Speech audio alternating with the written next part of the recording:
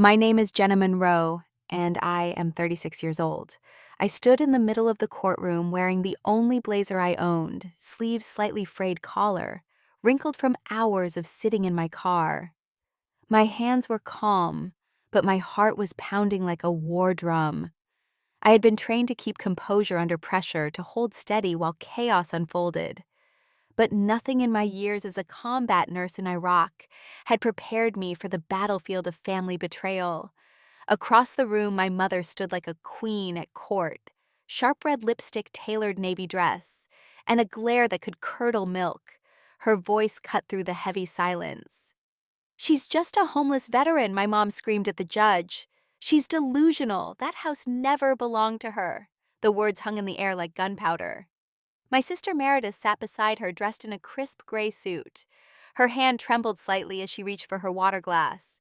Our father sat on the other side of the bench, arms folded tightly, eyes fixed on the polished floor. I didn't respond. Instead, I reached into my worn leather satchel and pulled out a single sheet of paper protected inside a plastic sleeve. "Your Honor," I said, my voice steady, "I'd like to submit this as Exhibit A." The judge adjusted his glasses and took the paper from the bailiff. A moment passed, then another. The room was frozen in place, every breath held. His eyes scanned the page, then stopped. He looked up.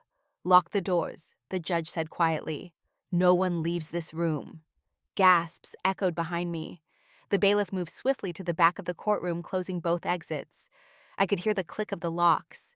My mother's face drained of color. "What is this?" she hissed. My father turned away, refusing to meet my eyes. Meredith's fingers clenched the fabric of her skirt so tightly I thought she might tear it. The judge looked directly at the court clerk. "Bring in Officer Delaney," he ordered, "and contact federal property fraud investigators. We may have a forged deed before us." I didn't move. I didn't smile. I didn't even blink. Because this moment wasn't about revenge. It was about being seen. It was about the truth. I had waited 2 years for this. Lived in my van. Watched the home I was promised be gutted and renovated like it was never mine. Been dismissed, called unstable, forgotten. But now one document had brought everything to a halt. I remembered the day I returned home from deployment. 12 years in the military. Over 200 medevac triage operations. Burn victims, shrapnel injuries, broken minds. I had held men while they died and whispered lies about safety to keep them calm. And when I came home, there were no banners, no welcome, just an empty lot where my grandfather's house once stood. No forwarding address, no explanation, just silence. I found my mother 6 weeks later sipping coffee with Meredith on the deck of a sleek new house on the other side of town. "You should have called first," she said coldly. "We sold that old place. Didn't think you'd care." "I was named in the will," I'd said. Meredith laughed. "You were overseas. You didn't even attend the funeral." "I was being medevaced out of Mosul," I snapped. "Well," my mother said flatly, "that doesn't entitle you to anything." Since then, I had lived out of my truck, worked part-time at a pharmacy, and spent nights tracking down every paper trail, every email, every misplaced signature. Because I knew something was wrong. I knew they had taken more than a house. They had taken my place in the family. They had taken my name off the record. And today I had brought it back. The courtroom buzzed with murmurs. Reporters adjusted their cameras. One of them scribbled something on a yellow pad and nodded in my direction. Officer Delaney stepped in through the side door. The judge gestured him forward and handed him the paper I'd submitted. "Your Honor," my mom said, her voice rising. "This is absurd. She's trying to smear us. She's mentally unstable." The judge raised a hand. "Enough," he said. "Ms. Monroe has provided preliminary evidence of deed fraud, federal benefits misuse, and falsification of legal documents. The court will now recess for a forensic review." He banged the gavel once, and just like that, everything they had built began to crack. I didn't cry. I didn't shout. I didn't even look at them. Because when you've lived in the shadows long enough, sometimes all it takes is one light to burn everything down. And this was just the beginning. I never meant to come back home. If I'm being honest, there wasn't much left of home to return to. Not after the deployments, the distance, and especially not after Grandpa passed. He was the only one who ever made me feel like I belonged. After my parents divorced when I was 10 and my mother married her second husband. My stepfather, a tax accountant with more ego than kindness. Grandpa's old white farmhouse on Birchwood Lane became my safe place. He taught me how to patch drywall, change spark plugs, and bake bread from scratch. But more than that, he taught me how to recognize silence, the kind that tells you something is deeply wrong. When I joined the military, he gave me his bronze watch and said, "Don't ever let the world take your time and give you nothing in return." The day I left for basic training, he stood at the edge of the driveway with tears in his eyes, holding up a small folded letter. "This is for when you come home," he said. I didn't open it until 2 years after his funeral. It was addressed to my girl, and in it he wrote that the farmhouse was mine. He said he'd had the will notarized, and that the lawyer would be expecting me when I returned. He wrote that Meredith didn't need it, that my mom had her condo, and that I was the one who knew how to care for the house. But I never got that house. After 12 years of service, including 5 combat zone deployments as a trauma nurse, I came back to find the house gone, bulldozed. A new modern ranch-style property with 2-car garage and patio furniture had replaced the worn-out white farmhouse where I spent every Christmas and every lonely summer. I had pulled over in front of it stunned. For a moment, I thought I was on the wrong street. Then I saw the street sign. Then I saw the maple tree that Grandpa planted the day I was born. The same tree Meredith once tried to cut down because it dropped too many leaves. That's when I knew. They had taken it. I went straight to the county registrar's office. There it was, transfer of property deed dated 3 months after Grandpa died, signed by Meredith Monroe, acting as estate executor. My name didn't appear once, but I remembered Grandpa's voice. I remembered the letter. I still had it tucked into a tin box with my old service medals. The letter wasn't legally binding, but it proved intent. Still, it wasn't enough. I needed something stronger. So I asked for the original will. And that's when the clerk paused. "There's a sealed update," she said. "But it was notarized years ago, 2011. That was the year I deployed to Kandahar." I asked who had signed it. She hesitated, then said, "Looks like Jenna Monroe, but it's signed in 2 places. You were overseas at the time." I nodded. She looked at me quietly. "You might want to speak to a lawyer." At first, I didn't want to believe it, but something in my gut told me I'd been erased deliberately. I had suffered through shrapnel injuries, nights on morphine, and months in a German rehab center trying to walk again. I'd learned how to inject morphine during a firefight, how to suture flesh in 120-degree heat, how to cradle someone's last breath, but none of it prepared me for the war at home. Meredith was a corporate attorney who specialized in probate law. She knew how to manipulate the system, how to time filings, how to hide things behind red tape. Mom. She ran a caregiver foundation for aging veterans and constantly reminded everyone of the work she did. But I'd never seen her care for anyone but herself. I tried to confront them once at Mom's condo. It was fall and she was decorating for Thanksgiving. "You sold the house," I said. Mom blinked at me, then took a sip from her wine glass. "Yes," she said. "It made sense. You weren't going to use it. And Meredith had the legal authority." "You forged my signature," I said. "Excuse me. You filed a will update with my name on it. I was in a military hospital." Meredith laughed from across the room. "Oh, come on, Jenna," she said. "You're always so dramatic. You think someone's plotting against you just because things didn't go your way? I served this country for over a decade." "And we're grateful," Mom interrupted, her voice cold. "But that doesn't make you entitled. That house belonged to the family. I was the only one who ever lived there," I said. "I spent every summer with Grandpa. I took care of him when you didn't visit for 3 years." Mom turned away. "This conversation is over." I walked out without another word. That night I slept in my car for the first time. Not because I didn't have options, but because I didn't want to be anywhere near people who could look me in the eye and erase me. For the next year, I took small pharmacy jobs, odd shifts at overnight urgent care clinics, and saved every dollar. I parked behind the VFW building some nights, sometimes at church lots. I found comfort in silence, in routine, in survival.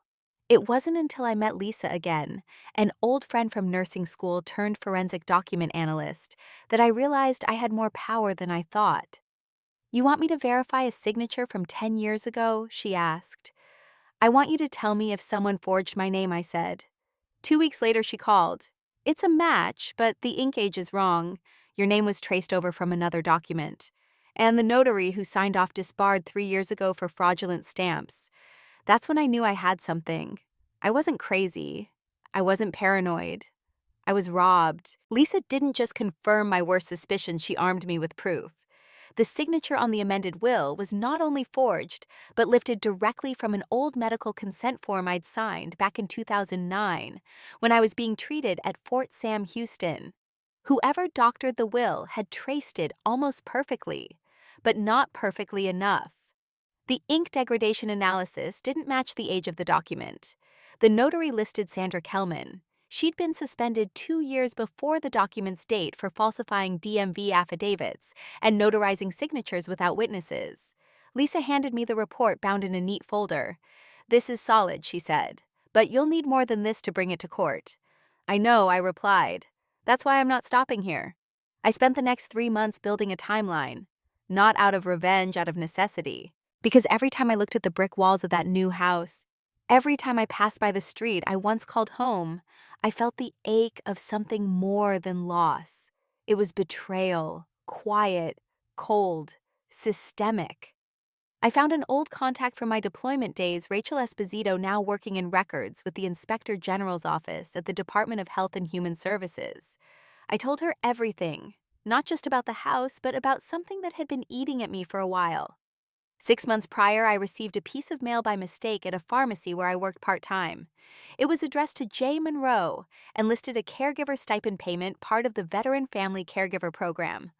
Only problem, I had never applied for it. When I checked with the VA, they said I was already enrolled. Someone, supposedly my mother, had been receiving monthly compensation to act as my full-time caregiver for over 5 years. I hadn't lived with her since I was 17. That alone was fraud. But coupled with the forged will and the property deed, it painted a larger picture. I looped Rachel in. She helped me discreetly request internal files under my own name. She also pointed me to a whistleblower hotline in the Office of the Inspector General. We filed the complaint together. Then I dug deeper. I remembered my mother's Veterans Foundation that she ran like a local charity hub. There was a Facebook page full of smiling photos with old vets, small food drives, flags in front yards. But when I pulled the 990 Easy tax forms, there were red flags everywhere. Stipends sent to multiple family members, reimbursement claims for care expenses that didn't match VA policy, a direct wire transfer to an LLC named Silver Oak Therapy Partners, which Rachel quickly confirmed had no license to operate in Michigan. I traced Silver Oak's tax ID back to an application filed by Meredith Monroe. She wasn't just an enabler. She was laundering money through a fake therapy service under a shell company. And the address registered to Silver Oak, my grandfather's old property. They weren't just stealing my inheritance. They were using it to funnel federal aid. I called Lisa. We need IP logs, I said. Login records. I need to prove they use my credentials. Do you still have your VA login? She asked. I did. I logged in that night and pulled my access records from the past 3 years. There were logins from an IP address in East Lansing where my sister lived, multiple times, always at 2 or 3 in the morning. They'd used my military ID verification to apply for more than just caregiver funds. They had accessed military bidding forms, grant applications, and support stipends, all under my name. They forged pay stubs showing that I was underemployed and even claimed I suffered from severe cognitive impairment following my last deployment. That part broke something inside me. I had clawed my way out of PTSD. I'd gone through every counseling session, every evaluation, every late-night tremor and flashback. I wasn't perfect, but I was stable. And someone had taken that struggle and turned it into profit. The final piece came when Rachel messaged me late one night. Check your inbox, she wrote. Attached was a zip folder, financial audits of recent grants given to rural veteran support nonprofits. Among the recipients, the Monroe Family Foundation. The amount $137,000 over 2 years. The listed facility, Birchwood Veterans Recovery House. There was no such facility. It was my house. I had enough. I called Maria Ruiz, a lawyer specializing in elder abuse and estate fraud. She'd worked with whistleblowers before. I showed her everything: the forged documents, the caregiver payments, the Shell LLC, the IP logs. She didn't flinch. "We'll file an injunction on the property," she said. "We'll request a forensic audit from the state comptroller. And once we confirm the VA fraud, we escalate it to federal."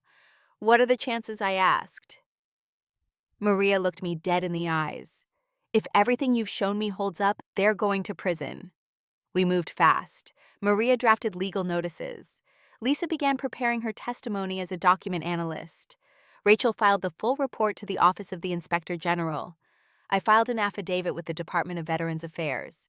And then I filed suit against my mother and sister in Wayne County Probate Court, alleging forgery of estate documents, identity fraud, misuse of federal caregiver funds, illegal property transfer, money laundering through a shell nonprofit. The court date was set for mid-April. In the meantime, I stayed low. I parked my van a few towns over, avoided social media, kept my circle tight. Rachel warned me people who steal like this don't go quietly. She was right. One morning, I found a letter taped to my windshield. "No one believes you. Stop before you ruin what's left." No signature. I sent it to Maria, who logged it as part of our case.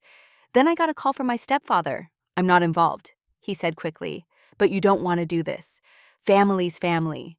You don't want to make enemies." I hung up. They had made me invisible. Now I was making myself loud. The week before the hearing, I received an email from an anonymous source. Attached was a video file. I almost didn't open it.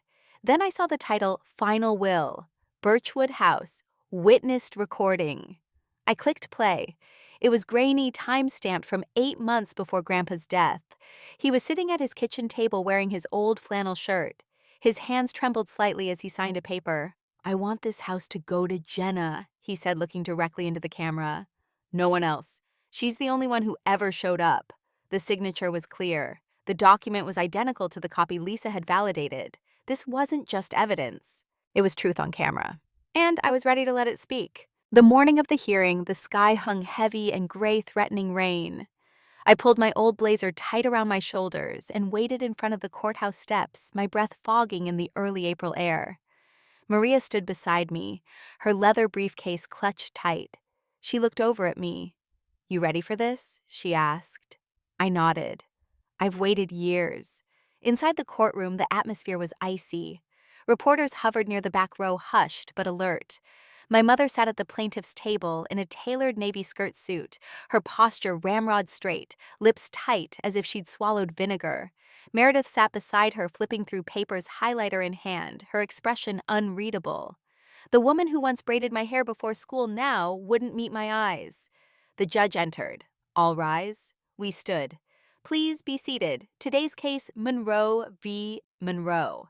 Contestation of estate allegations of deed fraud and counterclaims involving federal benefits misuse." The words sounded clinical, almost sterile, but they held the weight of every sleepless night I'd spent in a freezing van every time I'd driven past what used to be my home and seen strangers grilling on the porch where Grandpa and I once sat watching the fireflies.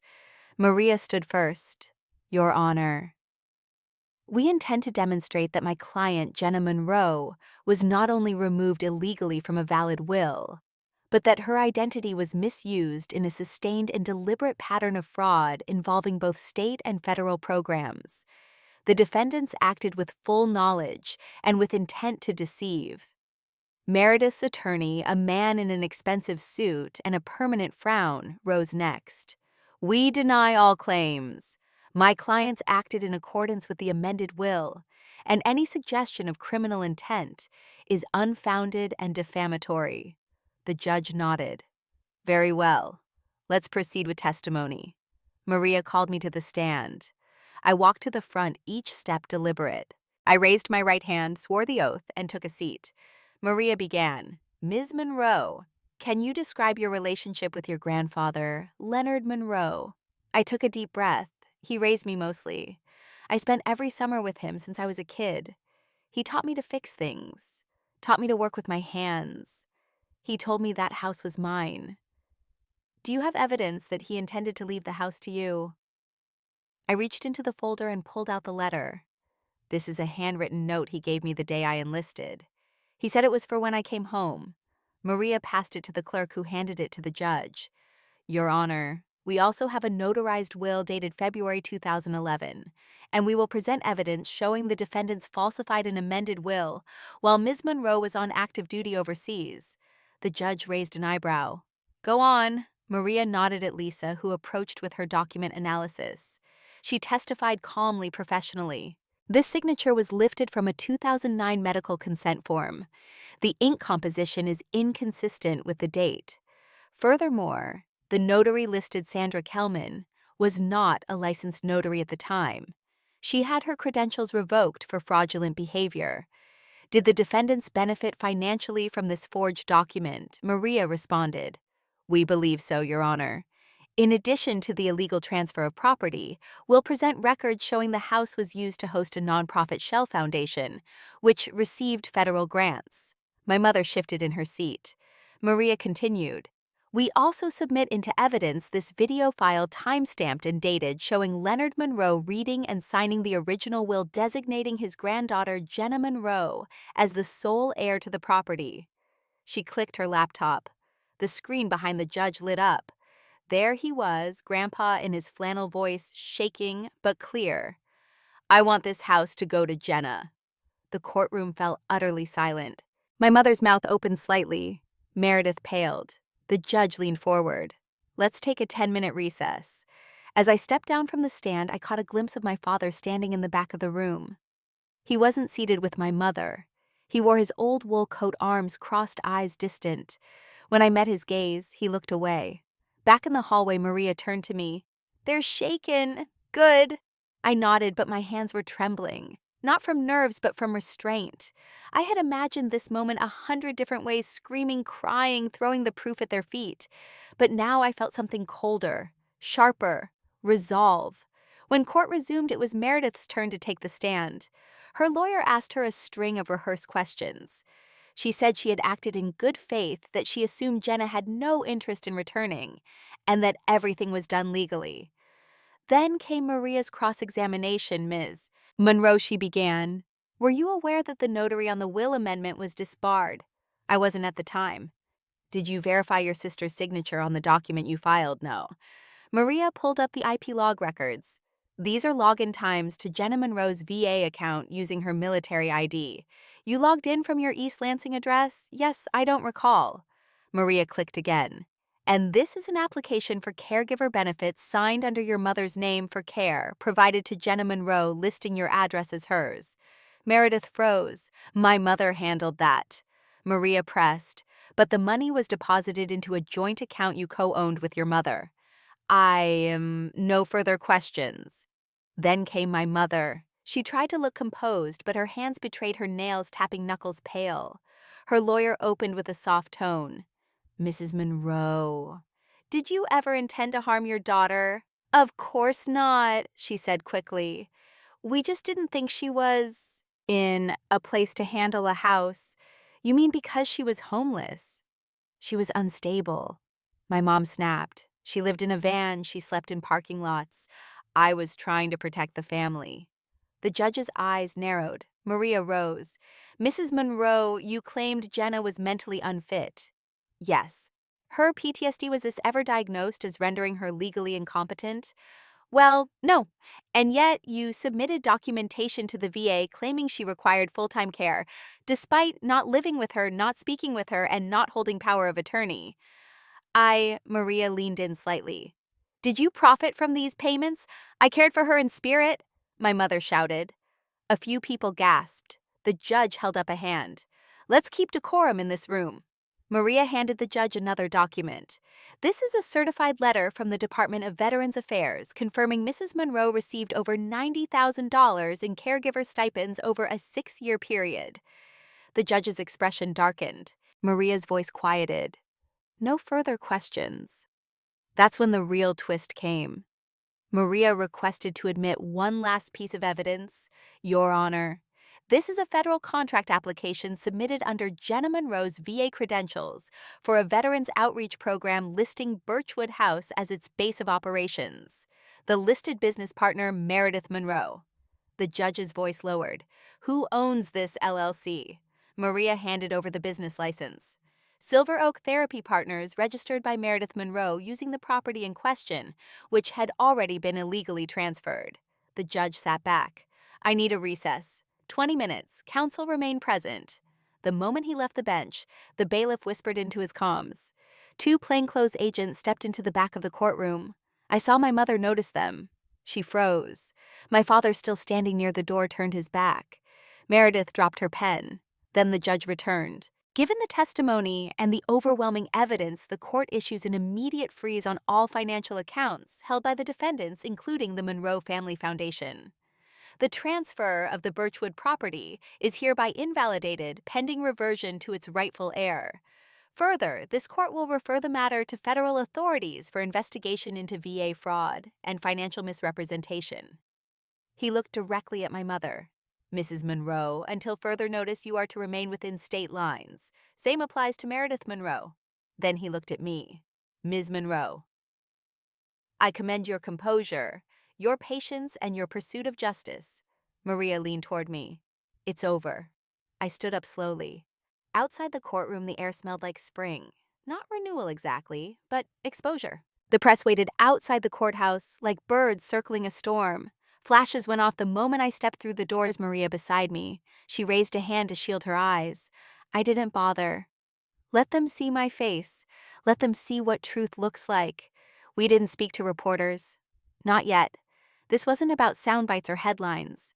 This was about breathing again. By the end of the week, federal agents had frozen 3 bank accounts tied to the Monroe Family Foundation. One belonged to my mother, another to Meredith. The third was a shared business account listed under Silver Oak Therapy Partners, the fake LLC they'd used to apply for federal mental health grants, all under the pretense of helping homeless veterans. The irony didn't escape me. The VA launched its own internal audit. The Office of the Inspector General contacted me directly requesting I formally file a whistleblower affidavit. I did every page detailed and watermarked, backed by evidence Lisa and Rachel had helped me build over months. The house, the one that once sat at 471 Birchwood Lane, was officially listed as under dispute in public records. The current owner, a real estate investor, who had purchased it from Meredith, had been contacted and notified the sale may be voided under fraud. His attorney reached out to me 2 days later. I'm not fighting you, he said. I had no idea. Just tell me where to sign. The reversal process began. Meanwhile, my mother and Meredith went silent. No calls, no letters. I didn't expect them. Maria called one morning to let me know Meredith's law license had been suspended pending investigation. If found guilty of submitting fraudulent legal documents and using falsified notarization in a property transaction, she could face disbarment. My mother had it worse. Investigators confirmed she had received over $90,000 in caregiver stipends for care she never provided. That alone carried federal penalties.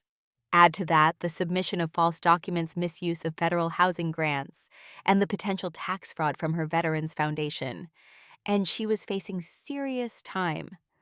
But the part that hit me hardest was this. She had done it without blinking, for money, for control, for whatever twisted image of family legacy she'd built in her head, and she would have gotten away with it if I had never come back. I moved out of my van the following week. A local veteran support group helped me secure a small rental apartment. Nothing fancy, just a 1-bedroom near the edge of town, but it had heat, a working kitchen, and windows that didn't fog with condensation every night. Rachel called one afternoon and said something that stuck with me. You fought this like it was a war? I laughed. It was. But it wasn't the kind with bombs or IEDs. It was the kind fought in silence, in paper trails, in login logs, in stares across a courtroom. It was the kind where your enemies used your name, your identity, your service, and tried to erase you with it. Lisa came by a few days later to drop off hard copies of the final forensic report. As she handed them over, she looked at me. You did something important, she said. Not just for you, for anyone who's ever been told to stay quiet. I nodded, but I didn't say anything. I didn't have words for it yet. Only breath, only silence. And then the envelope arrived. Plain manila. No return address. Inside, a photocopy of a letter. It was from Grandpa. Not the one I already had, the new one. This one had been tucked into his safe deposit box, discovered by the bank after his account went inactive for 7 years. To Jenna, it began.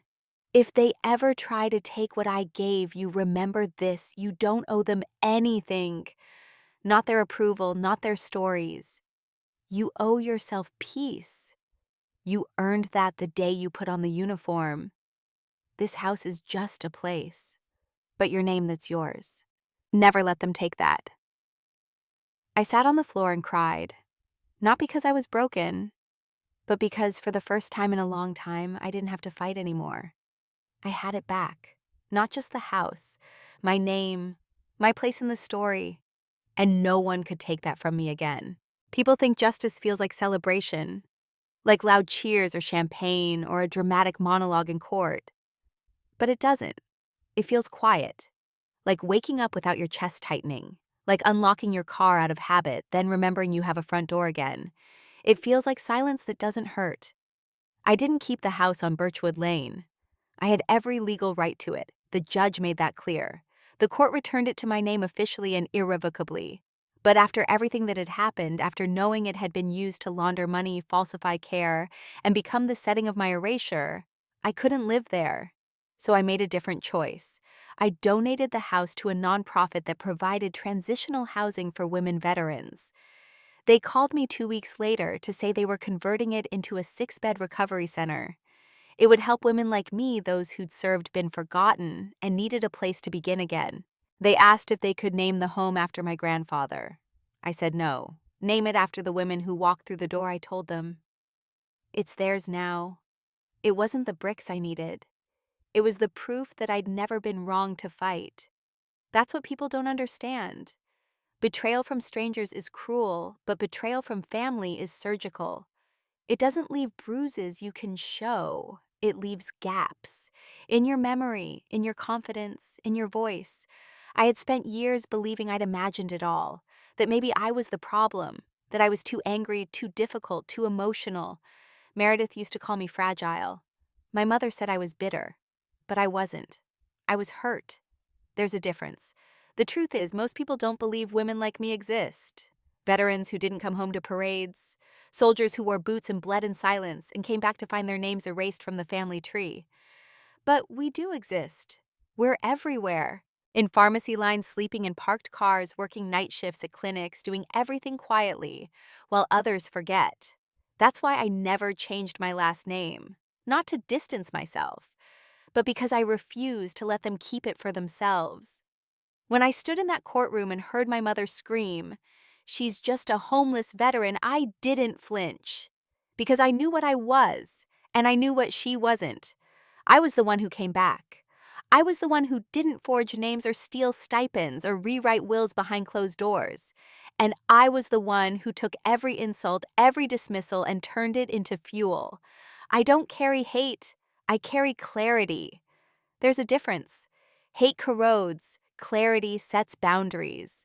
And my boundaries are built from court transcripts, notarized documents, and a federal whistleblower file that now sits in the archives of the Department of Veterans Affairs. Not bad for someone they said was unstable. Not bad for someone they thought would never come home. It was a Tuesday when I visited the Defense Women's History Wall for the first time. The room was quiet, filled with soft lights and polished glass etched with names. Some I recognized, most I didn't. Each one a story, a sacrifice, a reminder that some legacies are written in ink, others in silence. I didn't go there for validation. I went because mine was finally there. Jenna L. Monroe, U.S. Army Nurse Corps, 2009-2021, Valor Service Integrity. The words were carved into a small black panel near the back wall. Not big, not gold, just present, permanent, proof.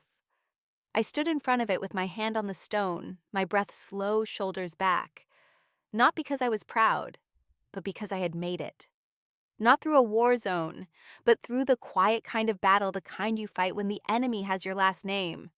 Behind me, a few visitors wandered past, reading names out loud. One little girl whispered something to her mother. She was a nurse, she asked. Her mom nodded. A combat nurse.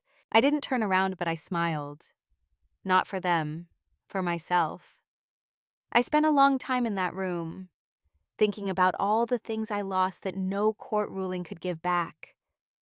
Birthdays missed, the last days of Grandpa's life, the years I could have spent in that house planting tomatoes in the backyard like we used to, baking biscuits in his tiny, squeaky oven. But I had gained something else. I had learned how to stand alone, how to reclaim what was mine not through rage, but through patience, through evidence, through truth. People ask me now if I regret it, if I wish I'd just let it go and moved on. And the answer is no, because silence would have made me complicit, and I didn't serve my country to come home and serve shame. 2 months after the trial ended, I received one last letter. It was handwritten, delicate cursive, from my mother. I stared at the envelope for hours before I opened it. It wasn't long, just 2 sentences. I don't know who you've become, but I hope you find peace. There was no apology, no admission, no recognition of what she did. But I didn't need it, because I already had peace.